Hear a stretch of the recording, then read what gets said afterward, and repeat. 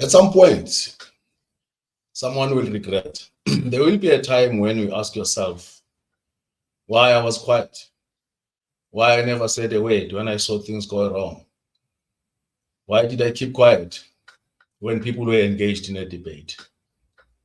Today, I just want to add my voice on something that has been trending, the whole saga of Ngizwe Mchunu, and against what he said about Mr. Malema, the leader of EFF. Maybe let me start by a disclaimer. I'm not a politician, as probably you all know. I'm not a follower of EFF, and I'm not a supporter or agree with the things that Ngizwe Mchunu said about Mr. Malema in particular. I must admit that I'm a South African. I'm of Zulu descent, and I don't agree with anything that would suggest that there's any nation or tribe that is superior than the other, or there's any color or any gender that is superior than the other, or any age for that matter that is superior than the other. I don't subscribe to that kind of thinking. I believe that every man must be judged on the basis of his intellectual capacity and on the basis that that particular person is a human being and is the member of the world. Having said that, I want to take it further to say I disagree totally with the reasons, or perhaps let me put it this way, how Ngizwe Mchunu puts it. If he projected tribalism, it is very, very unfortunate. It should not happen at this time in our lives. We all know what tribalism or nationalism, for that matter, is capable of doing. We all know the history of nationalist group or tribal groups. If perhaps I were to specifically zoom in on this issue of tribalism, if you were to look at Nigeria, for instance, that's where you will see what tribalism can do to a country. The Igbos, the Yorubas, and the Fowlers, they don't see eye to eye. And yet these are black people. They're in the same country, same color, but different religious beliefs. But these are black people. And of course, they differ in the language, and of course, their culture and so forth. They are different tribes, but tribalism has destroyed Nigeria. Nigerians hate each other. They hate each other in Nigeria. They hate each other here in South Africa. The Yorubas and the Igbos, they don't see eye to eye. They hate each other. That's what tribalism can do. Look at what is happening to Nigeria. Instead of them as Nigerians benefiting from what Nigeria has to offer, them and the generations to come, they instead hate each other, kill each other, and they don't work together because of tribalism. Of course, it's more complex than what I've just said. Maybe one day I'll do a video specifically about Nigeria, because I've done a lot of extensive study about Nigeria and Nigerians. And I know that when they are this side, they will always look down upon South Africans, you know, as if we're stupid and, you know, lazy, or somehow we're not Africans, as if they are more Africans than us. But we'll deal with that one at some point. Look at what tribalism also did in Zimbabwe. The Shona people in 1980, I think it's from 1981, after they gained their independence in 1980, from 1982 to 1986, they went on a rampage to murder thousands and thousands and thousands of the Matabeleland people. And nothing, the reason was only one reason, is because they were Ndebelers and they were labeled as dissidents because there was a group post independence that felt, both sides. There was actually a group from the Zebra forces and a group from the Zanla forces. These young men who were just enjoying to keep shooting in the bush, and they didn't want to integrate. And it happened both sides. But because the guys from Zanla, they were Shonas, nothing happened to them. And instead of actually going after the guys called the dissidents, who were actually the Zebra guys from the Zapu, which was led by Joshua Nko, they actually did something very ugly. That's where you can see what tribalism can do. They went to murder children right up to a child that is not yet born. They were opening the wombs with a bayonet of a pregnant woman. And they would just open it and the baby would just fall. And they were slaughtering old men. They were slaughtering old women. They were taking men, women, young, old, and in the name of looking for dissidents. And they were actually all out to eliminate the Ndebele people. That was a deal that was struck by, it was a deal between the British and the Mugabe himself. But I'll deal with that one. I'll do a video one day when I have time. There's a lot of information that I gathered on that one over the past years. So that's what tribalism, take tribalism, look at it, what it did to Rwanda, the Tutsis against the Hutus. I can go on and on talking about the ugliness of tribalism. So there's nobody in his sober mind who would actually promote tribalism. Even nationalism is dangerous. I'm going to come to it at some point, but today I just want to look at what Mchunu said. Having said that, I just want, maybe I know I may not be the right person to apologize on his behalf, and probably he doesn't even want me to apologize. But like I said in my opening statement, that I'm of a Zulu descent, and I would be really ashamed if I would actually at some point be even tempted to think that there is a person who is inferior or superior just on the basis of that particular person belongs to a particular group or tribe or nation or gender or age for that matter. So I feel that anybody who has been offended about this, please guys, take it easy. And maybe we should not give it too much airtime. Maybe I'm also giving it airtime myself, but if I am doing that, I just felt that I wouldn't sleep, I wouldn't go on with life without having actually said something about this. But having said that, and please don't get me wrong, don't get me wrong, I'm not the spokesperson of Mfowamatingwan. I'm not the spokesperson of Ngizwe. And I'm not defending him, but I just want to look at the context, because sometimes we can be carried away by emotions. Lindasby said a mouthful. I respect Lindasby. What he said, it's mouthful, granted. But I just want, in the same way Mr. Spear did on behalf of Mr. Malema, because what he actually did, he said quite a lot of good things,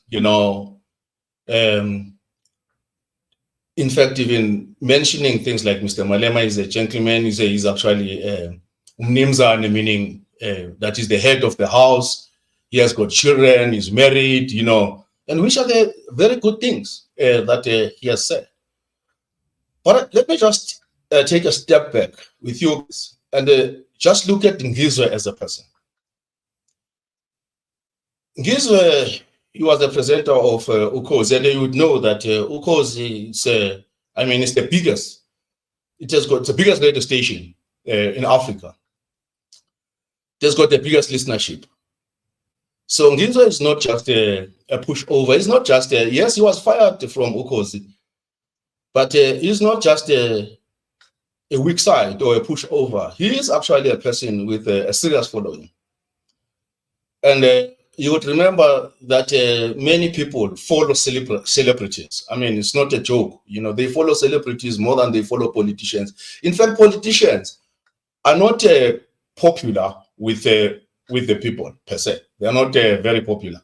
It's just that politicians, they always find themselves uh, with their hands in the cookie jar, and then they become popular because of that. But otherwise, generally, they are not, because they always have monies that we don't know where they get them, and so forth and so forth. I mean, just to make a very clear-cut example, just Malema. Mr. Malema, he never worked. He never worked. You understand? So, where did he get all the money, you know, to build and demolish a house in Santee? I'm a medical doctor. I couldn't even think of it to go buy a house in Sentin and demolish it and build another 3.5 million house. I would never think of that. Whether 5 million, I can't remember, but it's quite a large amount of money.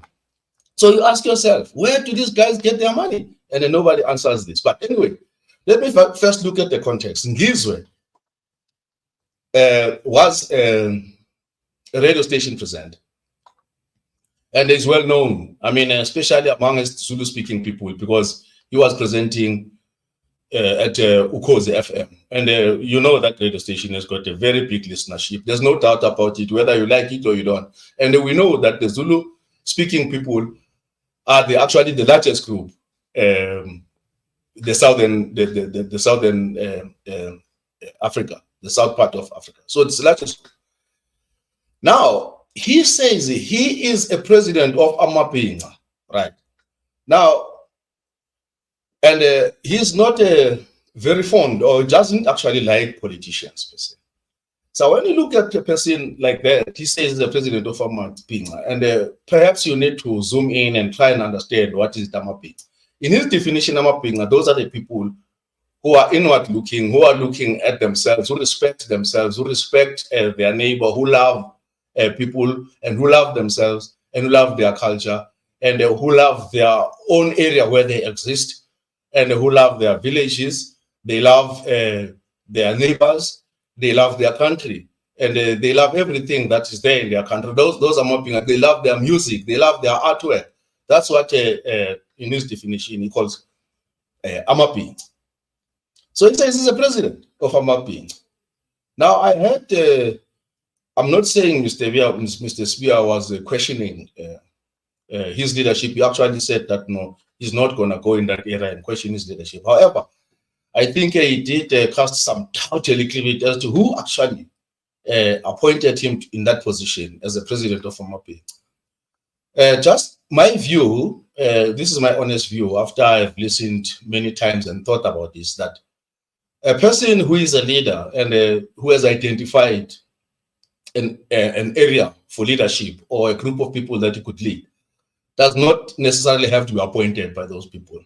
His leadership skills will just take him to a position where he leads these people. And at some point, as and when he is ready and the people are ready, and then they feel that maybe they need to put together a leadership structure, and then that happens. It happened with Mr. Malema. It happened with everybody. It's not like every time. I mean, it happened with Herman Mashaba. Who put him as a president? Who put Kaitin Mackenzie? Every time, everybody who is a leader, when he starts a movement or he starts a group or whatever, you start by promoting that group. You are the one who becomes the leader. And if you call yourself a president, okay, it's fine. And at a later stage, there will be conferences and so on where there will be elections, and then maybe a new leader or the same leader will actually retain his position. So I thought maybe let me just put a little bit of an opinion right there. And then there is also another part that Ngizwe does not like politicians. He is actually leading a civil society. That's what he says. You see, he says he's a leader of people of KwaZulu, meaning KwaZulu, not KZN. He didn't say KwaZulu Natal. Now, if he says he's a leader of KwaZulu, it means he knows that he has the following KwaZulu and the people listen to him. There's no need to be questioning that from my side. I cannot question that. However, there will be issues, for instance, when you start saying people cannot come to KwaZulu, maybe that can be an issue. But I did not, if I were to look at the context in which he's saying all these things, I think he's talking about access to the people of Zululand, meaning to talk to them, you will have to via him, meaning that, it's almost like if you go to Venda, and you want to build a school in Venda, you can't just build a school in Venda. You need to go there and meet the Venda community leaders. You have got to talk to them. They are the community leaders in Venda. And I remember, for instance, there was a guy, his name is, I think he said Tembe Kwayo. Yeah, he's a very well-known guy. I think he's a motivational speaker. He's a financial guy and so forth. What's his name? I'll remember his name. Vusi Tembe Kwayo. I think he had a project there where he wanted to build a multi-million tech school there. But he was blocked by some vendor people. They came and said to him, no, you did not respect I think it's the chief or the king or something, but one of those traditional authorities. They said, because you did not respect them, this project must stop, and you must go and respect the chief or the king. And then, well, he was angry, and I think he actually abandoned the project and left, something like that. He will correct me if I'm wrong, but I think he did relate to the story at some stage, and I really felt sad about it. I said, how can it happen in South Africa that here's a South African who has identified an opportunity as a businessman and as an investor that he can actually build a tech school in Venda where young people can actually access knowledge through the school and become the tech experts. And then he was blocked. So I felt bad about it. But anyway, that was the case. And then, but at the same time, I understood that there are protocols. African tribes, or if you want to say African nations, but in this case, I think this is just a tribe. Where there are tribes, they've got their tribal authorities, they've got protocols, there are rules there that operate in those areas. So, and there are people who are not voted, but these people, they stand up and they will say, if you don't via me, and then you won't be able to see the king, you won't be able to see the chief. So to me, I don't see a problem with that. But a person who says you'll never set your foot in a particular geographical area, that is problematic. That I have a problem. I wouldn't like anybody to tell me where to go. I mean, I'll go to Venda if I want to go to Venda. And I've been to Venda, not many times, it's too hot there. But I mean, I've been in and out of Limpopo. Nobody has ever stopped me. But I know also, if I'm looking for certain things, I want to do certain things in a Sishiko or in a Hamarishane or Hamashashane or Aratsweni. If I want to do anything there, I'll have to go and consult with the local authorities. There's no way that there's no way that I can just go and meet the people, call meetings there, and then they'll never agree. They don't want that. So that is the context in which I understand Mr. Mchunu. He's speaking in that context to say, you'll have to pass by me first. You'll have to go through me if you wanted to have access to the people of KwaZulu.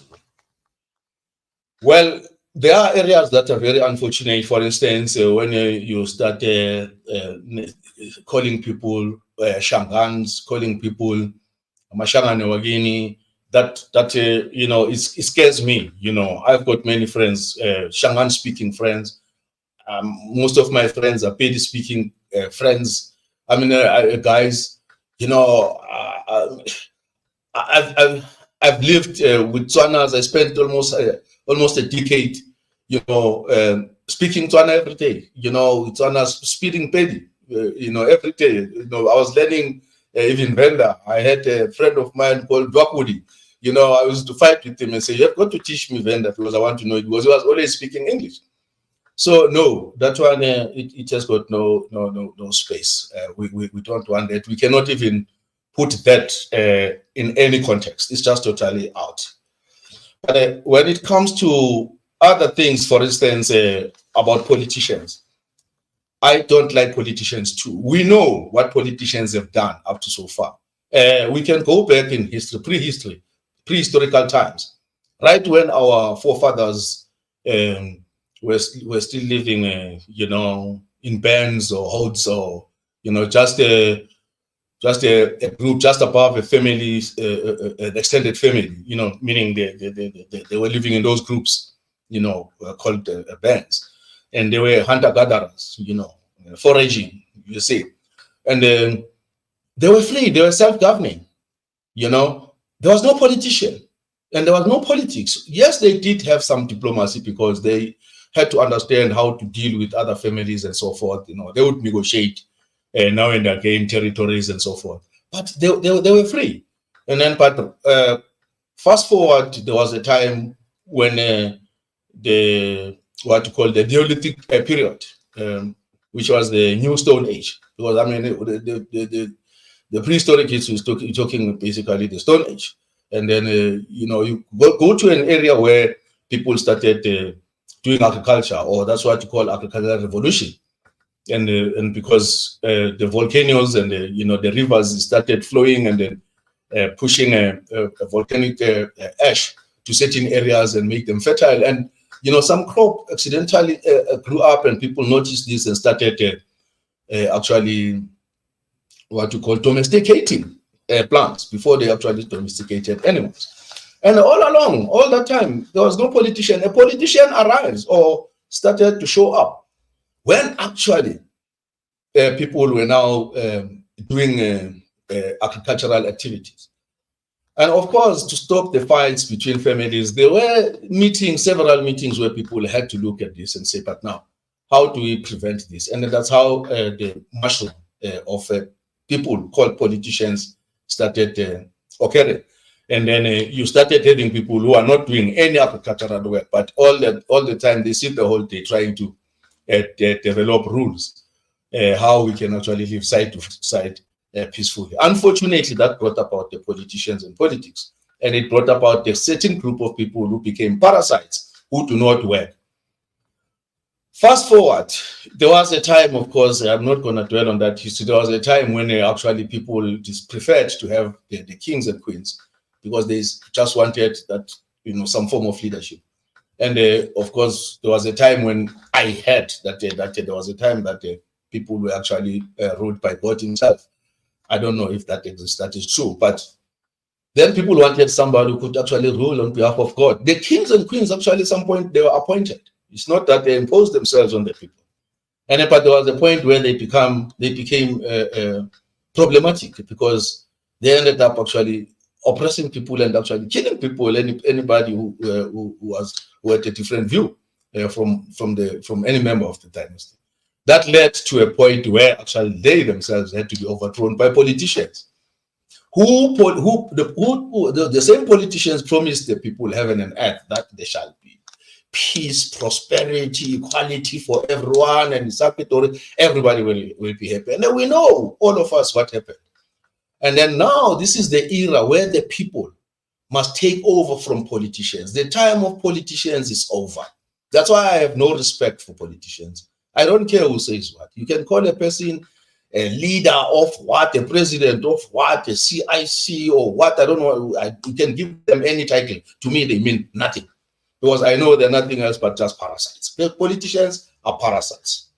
So on that score, I do sympathize with Ngizwe because he is leading the community. He is leading the community of KwaZulu. He is leading Amaping.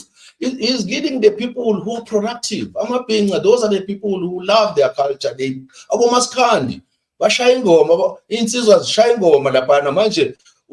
He leads those people. And these are the people who want to do things for themselves. They want to own things. They don't want somebody to do things for themselves. So I do somehow sympathize with him. Unfortunately, maybe he got emotional and he said things in an emotional way, and he didn't apply his mind before he could say certain things. And unfortunately, now those words are out there.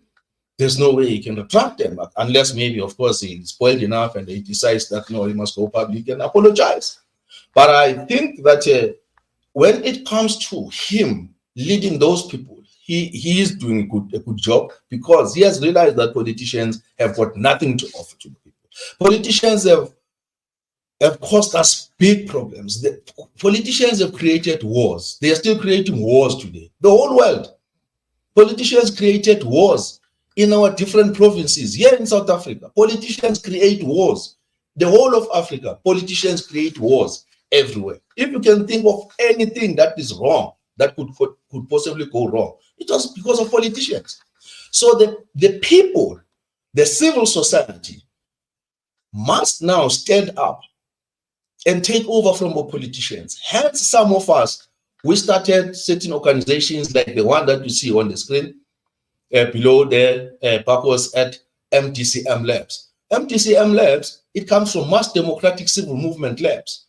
Now, labs just stands for laboratories, because I'm a scientist. So I believe that everything needs a laboratory. I mean, if you want any good idea, it must come from. So you sit down and think about things. That is why I had to do this video, because I sat down and applied my mind to all these things that have been said by Ngizwe about him, and said things, said by Ngizwe about him, and also about Malema, and they said by also Ulinda and others. There are many. I think the other one is called the I can't remember, K Trends 2 something, podcast and so on. People have said quite a lot of things, of course, labasting him for what he has said.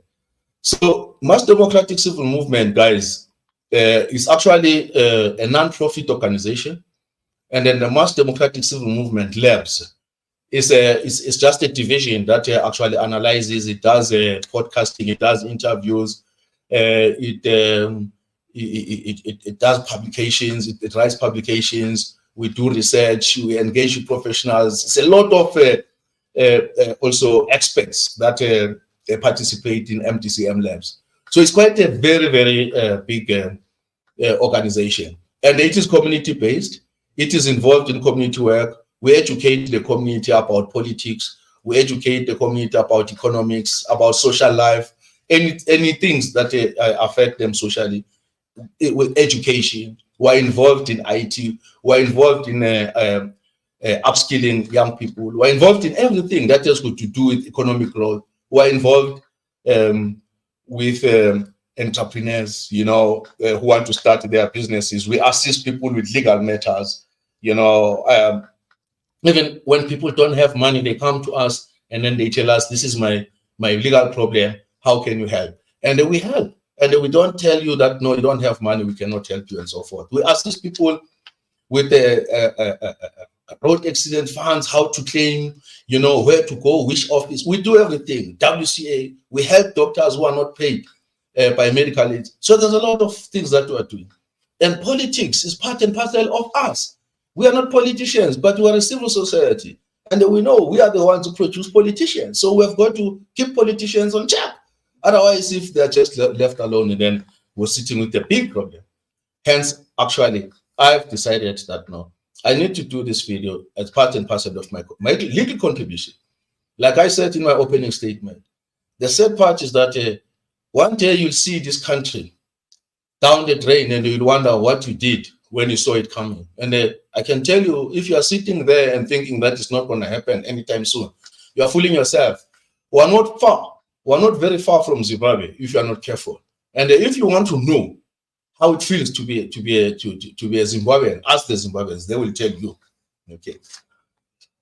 So now, when it comes to there's something that Ngizwe said when I realized that many people actually they decided to stick with it when he talks about Malema speaking English, not knowing Zulu, and maybe let me start with this one. Actually, that it's not nice. When I'm smiling, I'm not laughing. So that it's a long time that I had a person saying that Mbombo, So I was like, okay,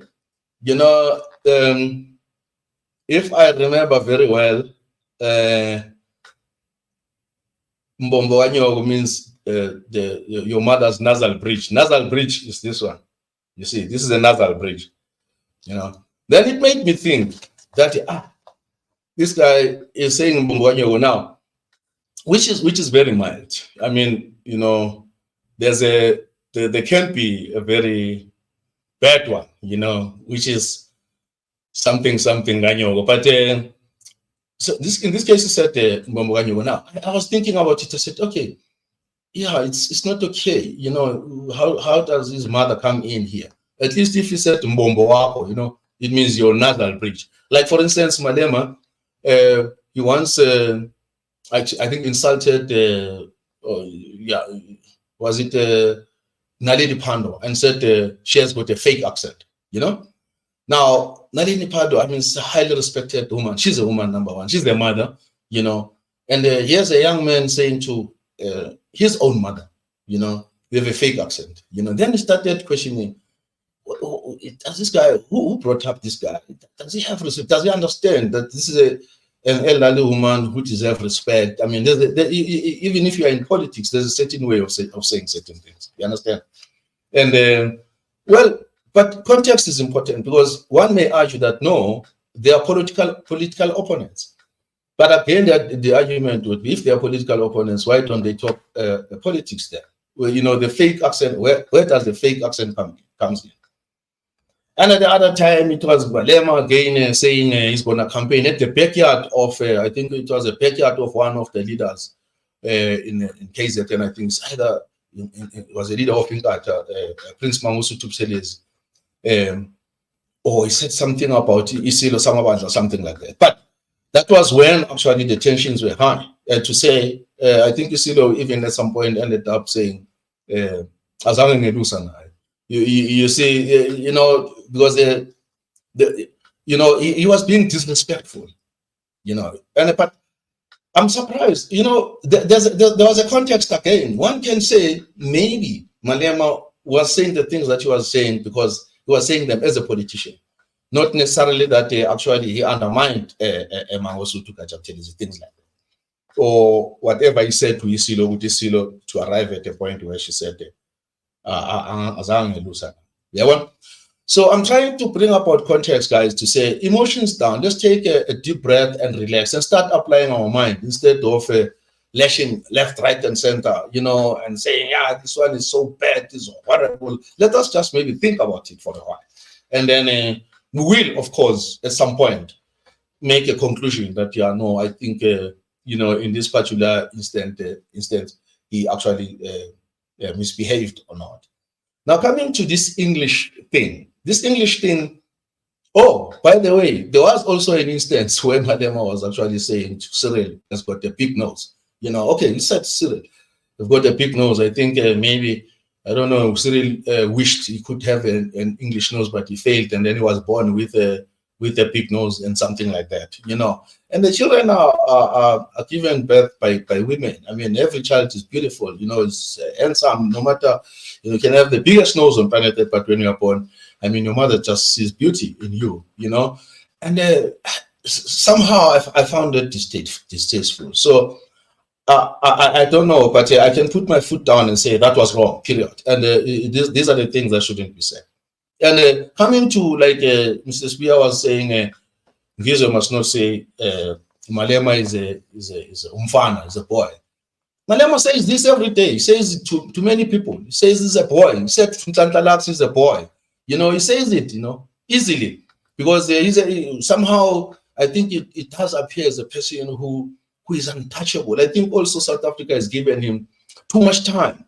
But I don't blame him. He is good in what he's doing. I mean, in terms of actually making sure that he has got that presence, especially in the social media. I mean, I take my hat off for his team to make sure that he has got that media presence, because that's how actually you influence the narrative. That's how you influence the brains of the people by your presence. Talking too much, it's almost like Coca-Cola. Even if you don't like it, the fact that you see Coca-Cola, the ad, Coca-Cola, you end up actually like Coca-Cola. Same thing that you go to a shop. When you look around, you see the Coca-Cola fridge and so forth. So that's actually, Malema has become that with his EFF. And the people no longer even think deep about him, where he comes from and what he's capable of doing. The wrong things that he's capable of, or the wrong things that he has done, because there's a lot. But now the question is, are we prepared to talk about it? or we have reached a point where we are starting to idealize him. You understand? And that can be very, very scary if we have reached that point. So now, I don't think so, because I don't like politicians. All of them, not only Malema. I just don't like politicians, because they mean nothing to me. To me, they are just nothing else but parasites. So you go through Nalindi Pando, things that you are saying to Nalindi Pando. You go to things that he's saying to Ntlantla Lakse. You go to things that... now, when it comes to this tribalism, here is where the irony comes. When they were removing Thabo Mbeki, the person who brought tribalism forth was Malema himself. They printed T-shirts that were written 100% Zulu boy, right? They say Zuma, Viva Zuma, 100% Zulu boy. To us, who know how bad tribalism can be, we looked at this and frowned upon it and said, hey, you see where they're going now? They're going to tribalism. Now, this tribalism is coming around to bite him now. You see, though I condemn it, I don't promote tribalism. I actually even condemn what Mr. Mchunu said, because we hate tribalism. But the Malemas coming from ANC Youth League, how can you say that? 100% Zulu boy. Even myself as a Zulu, I said, yay, this thing is dangerous. I don't know if he understood what he was doing. And again, he's going to tell you, no, I was young. But he was old. I mean, but even my son, I told him, well, once you're 18, you're not young anymore. Now, some people, it's very easy to dodge around this thing. No, I was young. At that time, I was not educated. And that's as if they're educated now. So, say you're young. If you're young, above 18, then you're still young now. I mean, your brain is not grown. Because the things that you say you do at that time, I mean, come on. My father got married at the age of 18. He started running his own family because he started working at the age of 15. When he arrived here in Joburg, he was 18. And the guy got married around that time. So he was the head of the house. You understand? Now, here comes this thing of English. English is what can I say? It's just a language. Now, Ngizwe, in this case, I just got the context. I don't know, maybe it's me. Maybe I'm now starting to see context everywhere. But the context is simple. If you were to zoom in, you would find out he is actually raising certain important things. But maybe the question is, how is he raising those things? Just like Malema, for instance, most of the time you find that he's raising important questions. He's raising certain points that are important. Of course, some of them, we debated them in 1987, so they were debated in ANC. Is that right now they are coming again? They are coming up. I mean, something like, for instance, nationalism. We debated that in 1992. You talk about socialism. Socialism, whether we go socialism or capitalism or mixed economy, we debated that around 1987. I mean, we were still at high school when we were debating these things, So these things are not coming up with Malema now. We understand. We debated these things long ago, but we had to face the realities because we learned from all the other African countries, because remember, we were the last country to be liberated. So we had to learn from all these other countries that were liberated. What is it that works? What is it that doesn't work? And then now there are some people who want to push these things through, even if they're not going to work. And that's where I can tell you right now that if you want to see Zimbabwe, it's very easy to see Zimbabwe. You will see Zimbabwe, yeah. And I don't know where we're going to go. But I'll do a video about these economic systems because I've actually done myself a favor. I've actually looked, since I was still young, I've been looking at these things and asking myself which one would make sense for South Africans. Because South Africa is a very, very different country from any other country in the continent, actually in the world. So, now when it comes to this, what is Ngizwe saying? He is saying, Malema is speaking in English, right? But I think where he says he's wrong, and I think when he says he can't even speak Zulu or something like that, I find it a little bit problematic. But I think if we can take it further and say, here is the thing, generally, with us South Africans. I've observed that most of the children, right? I mean, okay, let me put it this way. Let me start with us.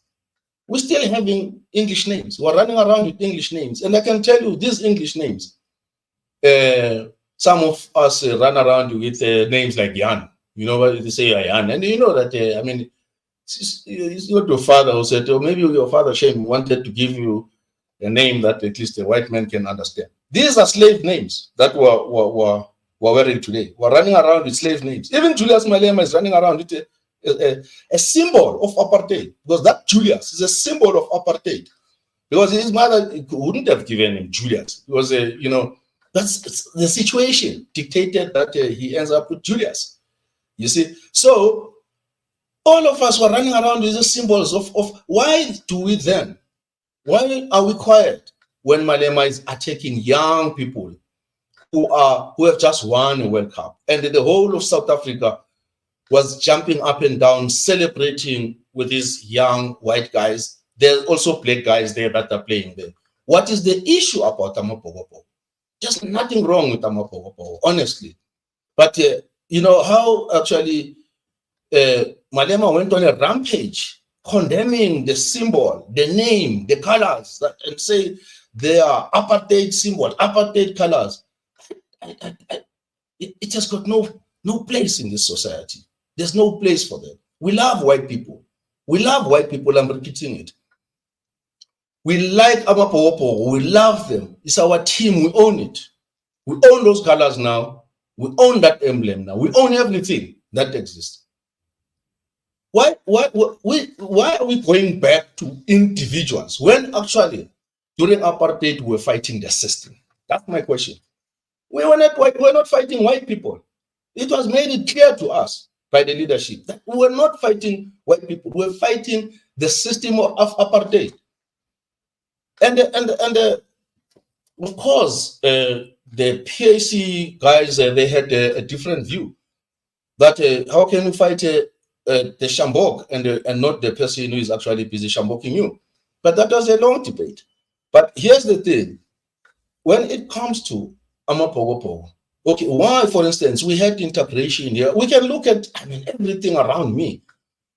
Everything here can easily represent apartheid. These things that we're using, I mean, we're using lies that are named after white people. We're using so many things. Look at the physics book that I used, Walters and Pinar. Walters and Pinar, it was written by a South African. It was the best physics book that I used to pass my matric, physics. I got my best symbols there, with using that book. The other one was Brinton Jones. I don't know where this guy probably was from overseas, but that Brinton Jones was written by Afrikaners here in the country, you know. So how far do we go in saying this is a white symbol, this is a white color? You know, white people are white. They are white. They're going to say, yeah, we're oppressed by this white, this color of the skin is the one that oppressed us. How far do we go? Do we go and remove the soldiers that are there in SADF now that got integrated with the guerrillas when they came back home and then to form South African National Defense Force? Those are actually the guys who pulled the trigger to kill our brothers and sisters in the borders. So are we going to go back and say, yeah, let's line them up against all? These are the people who actually killed us. And you say they must fall. Must they fall? How far do we go? And I'm raising these things so that we can debate as a nation. How far do we go?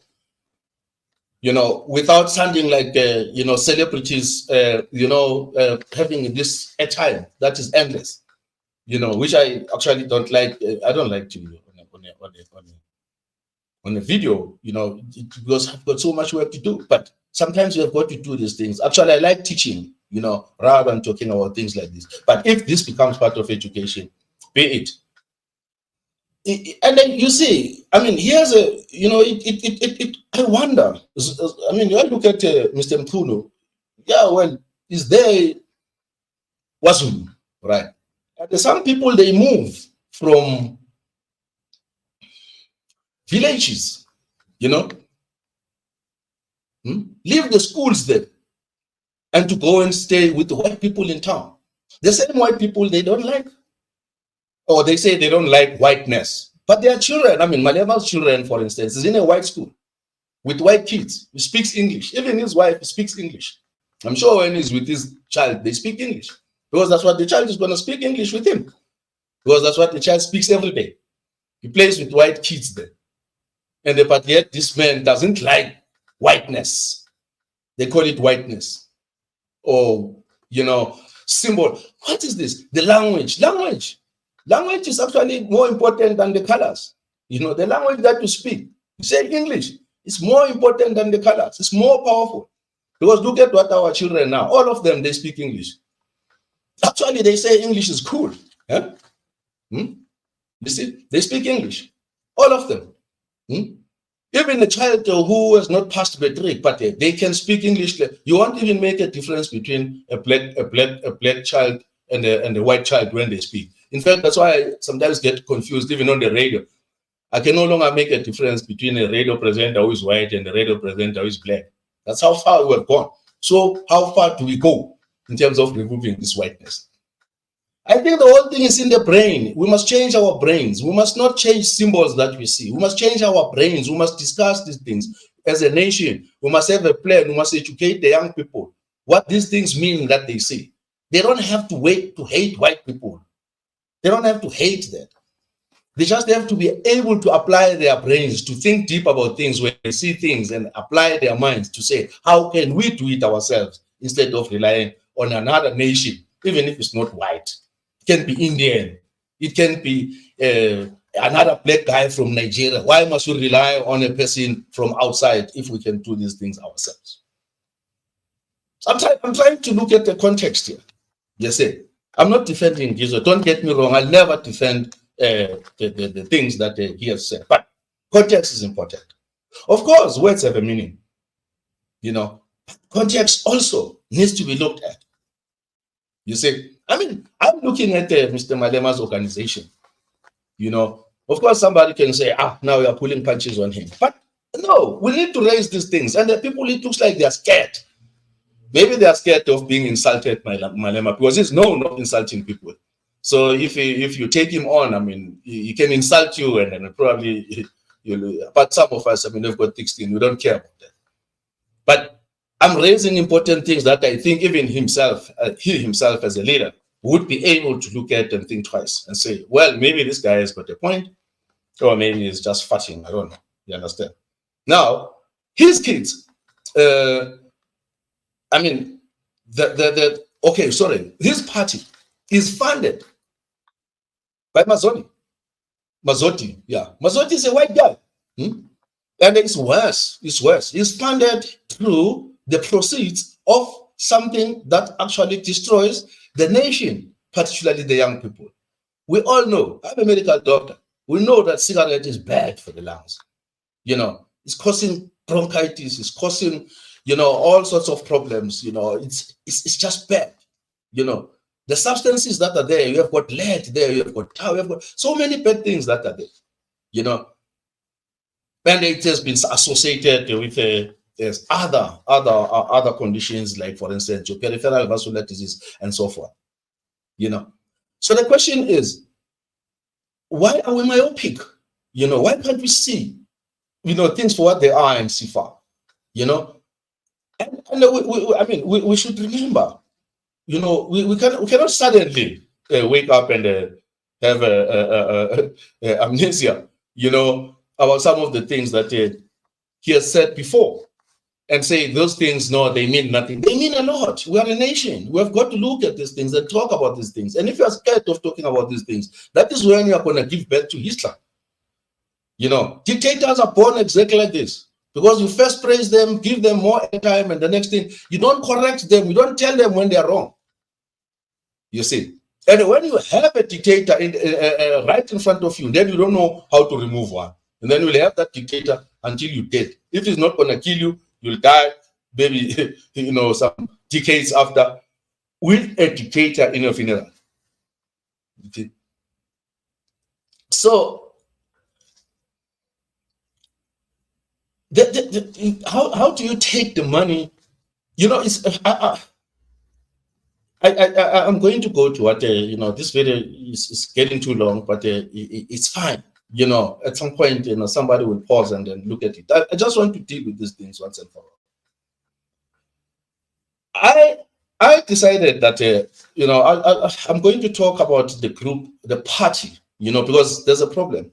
You know, I was looking at this, the passion that Tlantla has for the people of Soweto, passion that Ngizwe has for the people of KwaZulu, you know, the passion that I have for the people of Gauteng. We're all tired of having politicians running amok, you know, crisscrossing the country, confusing the people. We know they are parasites. And we have to, at some point, tell them in their faces that we don't need you.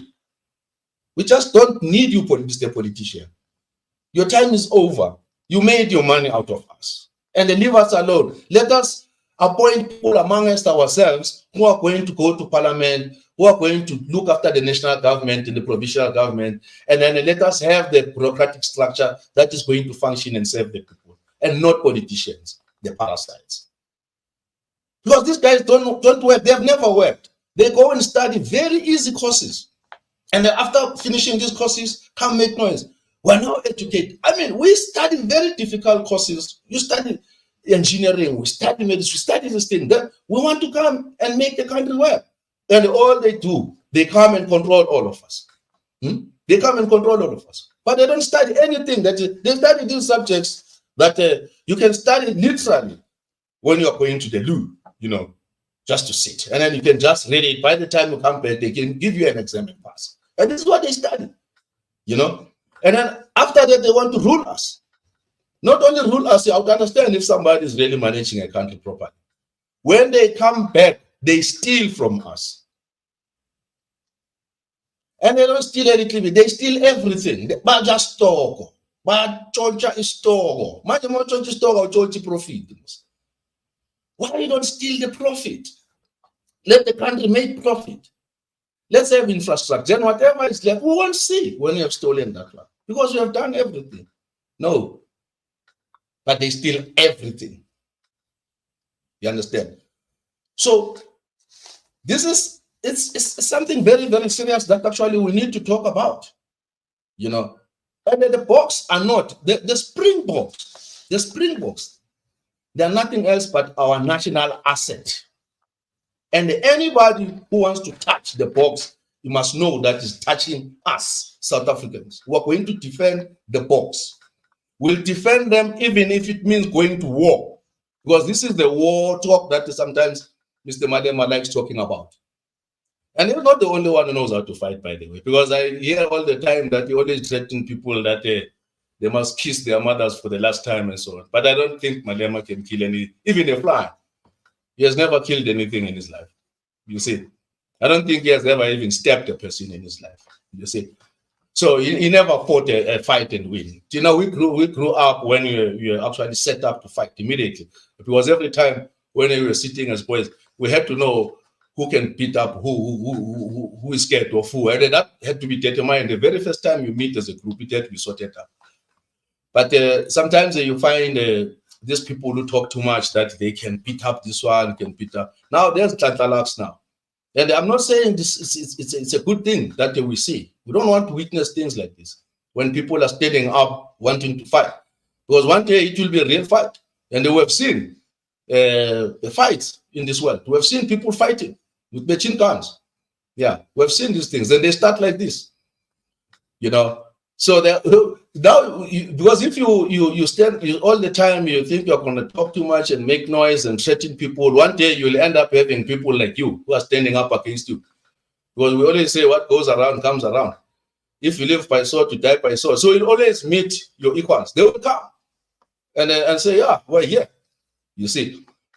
And I mean, things like this, they are not good. So Malema must also refrain from threatening people. He must also refrain from insulting people, from calling people names, telling them they've got the big nose, you know, you have got this. He must actually start respecting people himself and stop threatening people, because the more you threaten people, the more people feel angry, and they will actually look for your blood too.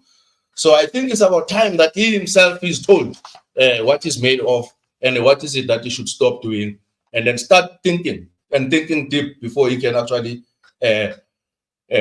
speak, because he is going to find himself in trouble. Because people are not going to take the things that he says lying down. People are going to one day take him on. And you will be unlucky one day, because these things, they can escalate to a point where people actually end up physically engaging in a fight. And that will be a very ugly scene. Because remember, this thing starts with the leaders. And when the leaders don't actually usually fight, what happens is that the people on the ground start fighting. Just because these people were irresponsible. They keep threatening people that, yeah, you must kiss your mother for last time, and they know that if you think you're going to stop me somewhere, and then I will basically, I'll kill you, you know, just like he promised to kill somebody there in the African Parliament. I think they were trying to form some African Parliament there. This Pan-Africanism people. That thing didn't work because they were promising to kill each other there. Actually, I think Malema promised to kill a man inside there. Then he said, let us go out, I'll show you. And I looked at that guy. I mean, that guy was tough. Malema is unfit. I mean, you know, that guy was tough. If that guy went out with him, he was not going to stand 2 minutes in front of that guy. He was going to fall. Unless, of course, these bouncers then would come in and then they fight for him, fight for him, you know. So, but anyway, I just want to end it here. And I want to end it by saying, we love the box. And if Malema says,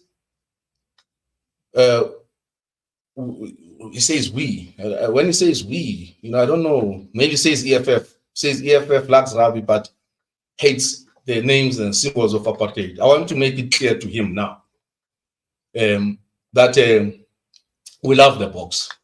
We love them a lot. And I want to say to the box, keep it up, boys. You are too good. And you are not going anywhere. You are here to stay. In fact, we will make sure that you thrive here in this country. Nobody's going to touch you. In this government and in any other government, the people of South Africa will always fight for you. You'll always be here. You are part of us. You are part of the soil. You are the children of this soil. You were born here.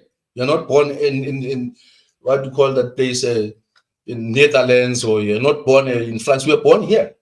Okay? All right. And I don't know about this idea of Mabogo must fall is equals to roads must fall, and then is equals to white. It means, is it equals to white people must fall as well? You know, I mean, we need clarification then, and maybe someone can actually assist us. We integrated South African National Defense Force. The SADF, and then we made South African National Defense Force. So we're not going to hate white people.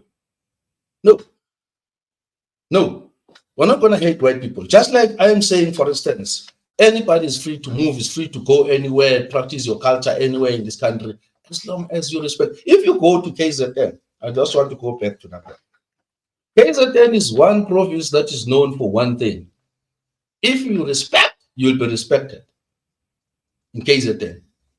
Because the Zulu people there, they don't play games when they talk about respect. They really mean it. And that is why they are also quick, very quick to pick it up when you misbehave. And they are very quick to punish too. You know, they don't play games. And they believe umuntu odelelayo uyashaywa.